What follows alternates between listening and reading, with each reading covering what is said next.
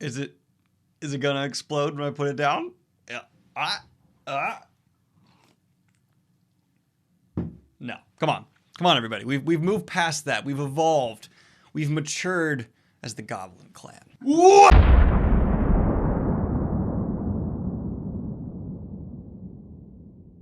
Welcome everybody to another episode of Fantasy News. I am your disheveled goblin host, Daniel Greene, and today we have a slightly upgraded studio, a more minimal mic holder, more sound padding, none of which you can see, and I'll be editing this entirely left-handed because my tendinitis did not get entirely better over the break. Yay! But without any further ado, let's go ahead and jump on into the first story of the day, which is and that's going to be the official release date for the Lord of the Rings TV show has been announced, and it is going to be September 2022. What I'm feeling towards this show right now is mostly just curiosity. I'm not particularly positive or negative. I'm just very unsure where exactly it's going to be taken. It's cool to see it'll be coming out this year, but even the marketing around it is a little bit confusing. That's for many reasons, and one of the most substantial I've seen constantly talked about online, especially since this new promo image and announcement date dropped, is why is it being called the Lord of the Rings? They have put it very boldly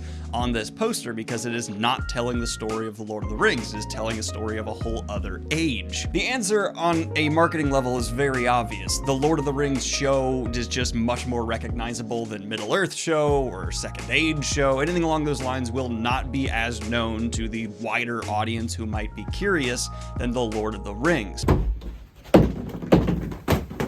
That's a duh. But do they have to justify it from a story narrative? And if so, are we gonna see something from the Lord of the Rings more directly pushed in here? I don't really know. If I had to take a complete shot in the dark, the show might be ending with the distribution of the rings among the races? That could be something that they do. I don't know. There's a lot of discussion of what could happen. I don't predict that the Amazon show is going to be hyper loyal to the Lord of the Rings source material, if you can't tell. That doesn't mean it's going to be bad. I am someone who thinks it's okay to take liberties at times with IPs to adapt them in interesting ways. So that's why I'm more just sitting here curious. I'm curious. And it's almost become tradition here on Fantasy News to go from talking about the biggest news of the week to a cover reveal. And that is why we have Neon Yang's The Genesis of Misery.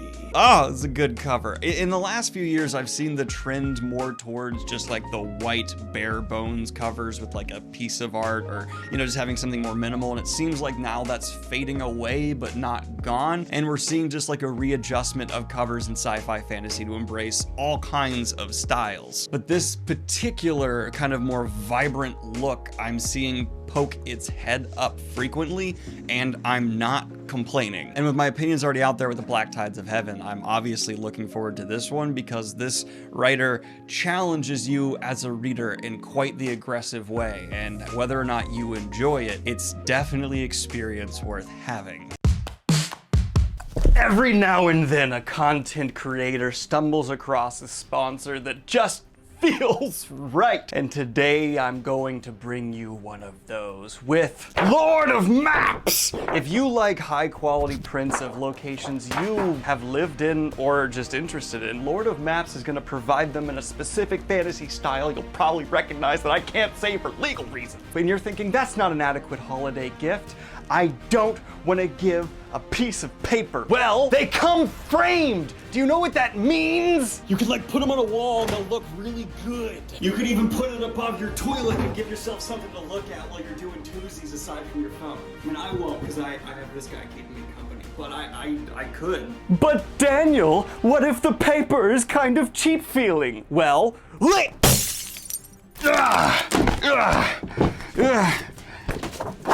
I can promise you it's not. This is not just a nice little printer paper.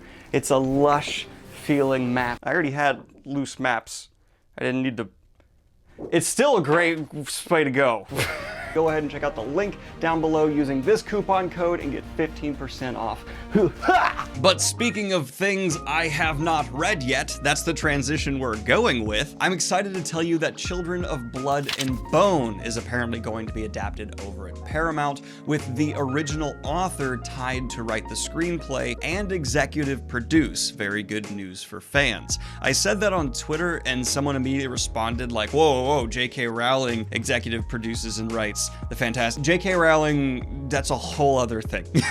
It is usually very good news to see an original author attached in a heavily influential way in terms of the creative means, and I have still not reviewed Children of Blood and Bone here on the channel. I need to get to that. But for the fans, is this kind of a best case scenario for you in terms of adaptation? Let me know in the comments down below, because I'm not sure if the general community is like, this needs to be a movie, this needs to be a show, it should be a game. Let me know. I'm always interested in peeking little fan bases and see what they're saying. But speaking of fan bases that have things to say, transition. The Eye of the World, the first book in the Wheel of Time series, is not only a New York Times #1 bestseller yet again, it is also in the USA Today bestseller charts. Congratulations to the Tolkien estate, and I think all fans can agree, whether you like the show more than me or less than me, it's good to see a new generation of readers being introduced to Jordan's outstanding work. Fantasy that was well ahead of its time and still holds up today for many, many reasons. And I still haven't actually listened to Rosamund Pike's narration of The Eye of the World. And let me know if you did, how it compares to Michael Kramer and Kate Redding, because I know there's a lot of fans who have done both at this point. For those of you who don't know, the actress Rosamund Pike, who plays Moraine, did her own recording of The Eye of the World. I actually think it'd be cool if they did like a different cast member narrates each book, start with her, then have like Daniel Henney, Yosha Stradowski, Marcus Rutherford, Madeline Madden, Zoe Robbins. Can we just like go through and have the cast narrate the books? That's a kind of neat idea. But speaking of things charting, transitions, I'm on fire today. The Witcher in December took the crown for the most minutes watched for any streaming show, coming in at a whopping 2.2 billion minutes consumed within the United States. It seems that total all streaming services combined had about 183 billion minutes watched, and the top entries were right here. Of note, we had, of course, Hawkeye, The Wheel of Time,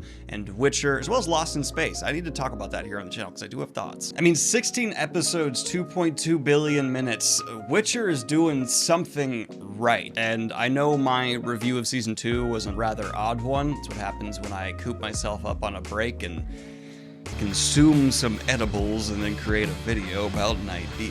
But of course, I'm happy to see The Wheel of Time in its first season also break into this list. I'm really hoping Amazon does allow that show to get a couple more tries to find its stride. It's the best case scenario in my mind. And brought to my attention by my boo, because she just got done living in Korea for 8 years. A Korean sci-fi story is being adapted to Netflix called The Black Knight. And the synopsis goes, Black Knight illustrates an air-polluted world in 2071 where people depend on respirator masks to breathe. Only 1% of the human race has survived, and a strict social stratification has become established in the deserted lands of the Korean peninsula. Delivery drivers play a crucial role within the system, and for refugees, becoming a delivery driver is their only hope for survival. Amid chaos, Black Knight tells the story of a legendary driver, 5'8", with exceptional battle skills, and a refugee who dreams of following in his footsteps.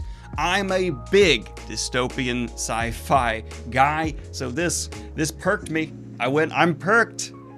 That sounds weird, but what's kind of most fascinating me from like someone who enjoys watching the development of streaming shows and what's getting adapted, this is being adapted from a webtoon. We are seeing different mediums of storytelling garner more and more respect. The age of the internet is really allowing it all to become an even playing field, and the slogan "content is king" has evolved for me to really be a dismantling of the snobbery of various mediums. It doesn't really matter if it's anime, live action. I am seeing consumers of all ages and demographics really put away that stigma and just enjoy a storyteller's efforts. And I'm really excited by that, whether it's short form, log form, on the internet, live action, or a streaming service or TV. Content truly is king, to the point where it's even breaking these medium boundaries. I love that. Speaking of streaming service adaptations though, in Quickie News, Shadow and Bone Season 2 has begun filming, and I rewatched Season 1, and I pretty much stand exactly where I did in my initial review of it. So go check that out if you'd like to hear my thoughts on Season 1, and I am excited for Season 2. I do want to see that. I see so many people who are like, if you just like Season 1, you can't be excited for Season 2. No, I can. Many of my favorite shows have a fine Season 1 and a great Season 2, so I'm always willing to give a Season 2 or even 3 a chance. If you haven't got it together by 4, get out of here. Get out of here. And for my Kirby fan gang, yes, Kirby better than Mario hands down, we are getting another Kirby release for the Switch titled Kirby and the Forgotten Land. And what I'm really excited is this is heavily advertising a co-op element to the game, something we do not see too much in the modern gaming landscape. It seems like split screen or even just regular co-op stuff is going the way of the dinosaur, and more games rely on just online multiplayer. So this has me pumped. I can't wait to snuggle up with Kayla on the couch, each of us holding a little Switch remote, playing on the same TV. That is my favorite version of gaming ever. And the last thing we're going to cover here today on Fantasy News is for my fantasy horror fans. As I have made abundantly clear here on the channel, I am a very big fan of A24 as a studio and a lot of the projects they put out, and their latest effort titled X seems to be a Manson era-esque take on a hippies coming across something supernatural and horrifying story.